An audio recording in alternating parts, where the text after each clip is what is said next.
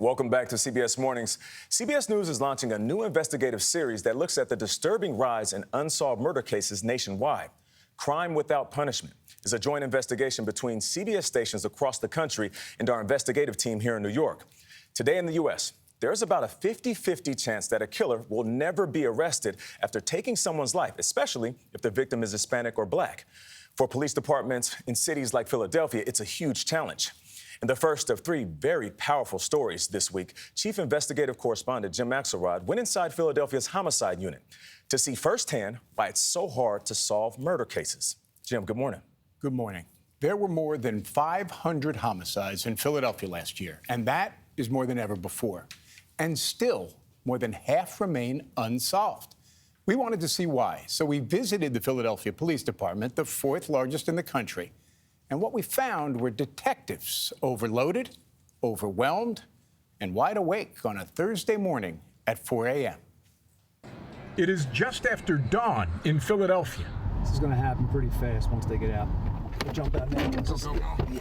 Like they do 2 to 3 times every week, detectives from the city's homicide unit, along with a SWAT team, are raiding a house where they believe a murder suspect is holed up. They are looking for the man getting out of this car in this video, who they think then shot and killed an Uber driver in a case of mistaken identity. On this morning, the raid is successful. Yeah, we have 2 suspects in custody. As they take 2 men wanted in connection with the shooting into custody. Philadelphia homicide detective Joe Murray. At this point, are you feeling optimistic? So far, so good. But right now, we're off to a good start. Murray and the 5 other detectives in his unit spend each day confronting one of the most troubling questions in law enforcement today. Why do so many murders now go unsolved and unpunished in America? For us, it's the volume. 562 homicides were committed in Philadelphia last year. That's about 11 each week.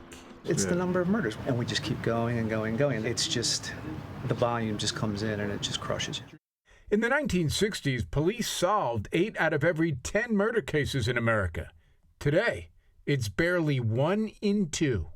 Nationwide, it's a 50-50 coin flip. Thomas Hargrove runs the Murder Accountability Project, a nonprofit that tracks the homicide clearance rate. That's how often the police solve murder cases. It has never been this bad. During the last 7 months of 2020, most murders went unsolved, and that's never happened before in America. And today, everything changed. Technology is the key. As Philadelphia's Chief Inspector Frank Venor told us, more than just gumshoe detectives combing a crime scene for shell casings and buttonholing witnesses. Just about every murder has sometimes dozens of sources of video. These days, the focus of the first 48 hours after a homicide, the most crucial stretch for investigators, is gathering video. Video has become our new witness. We visited Philadelphia 5 days after a shooting on South Street, a bustling commercial center, left 3 dead and 11 wounded. The area is blanketed by video surveillance. During that time, lead investigator Captain Jason Smith's team gathered no less than 45 angles of the shooting. But this modern-day dragnet of sweeping social media and canvassing businesses for video is time-consuming, often requiring warrants and subpoenas. But it works. While they were showing us footage from the South Street shooting, detectives got word of 2 more arrests. They're in custody. You just got word.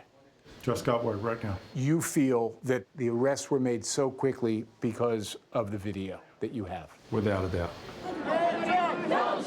But for all the technology, it's no match for what cops and chiefs told our investigative teams at CBS stations across the country.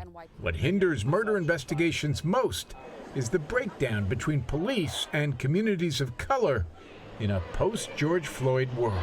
There's a trust factor that we lost along the way, and we try every day to build that trust factor back up. Our investigative data team analyzed unsolved murders across the country. The rate of arrests over the last 30 years when the victim is white has risen above 85%. Watch how the rate declines when the victim is Hispanic. And even fewer arrests are made when the victim is black. The disparity is stunning. It is stunning. It's not just here. It's not just here. Danielle Outlaw is the commissioner of the Philadelphia Police Department. This disparity isn't 5 or 10 points. No, This you're disparity absolutely right. is gaping. Yes. Are black murders pursued as aggressively, Yes. as urgently, Yes. with the same amount of manpower? Yes. Yes. Again, it's So across. then why do you we end don't- up with this kind of I disparity? think it's obvious. I'm a black woman, and I run the 4th largest police department in the country. What we need is a collaborative effort in solving these cases and an acknowledgement, what I think is there now, that it's going to take more than the police to clear these cases. And sometimes it sounds like what's implicit is that the community of color needs to trust the police more. No, not at all. We're talking about historically issues, systemic inequities that contribute to the mistrust, and then also things that the police have done and we've gotten in our own way. It has to be a two-way street, as it is with any relationship. Just an arrest is enough to move a murder case into the cleared column, even if the suspect still awaits a hearing, as this man now is. This counts as a good day for the beleaguered detectives in Philadelphia, who don't have time to examine the trends. They're too busy trying to reverse them. And tomorrow we're going to report on the toll unsolved murders take on a community. We visit with a group of mothers in Jackson, Mississippi, who know the crushing pain of losing their child and are struggling to find justice.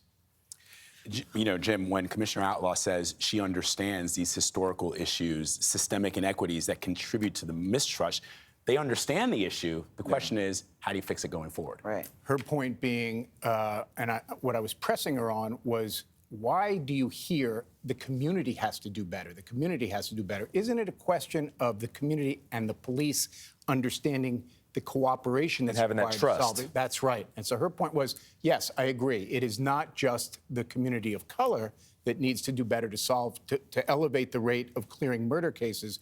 The police have to do better as well. Yeah, but it's hard when neither side trusts the other, though, but there are bruised feelings on both sides. It's very tough, but it's tough to see the disparity in black and white the way you just showed it to us. For sure.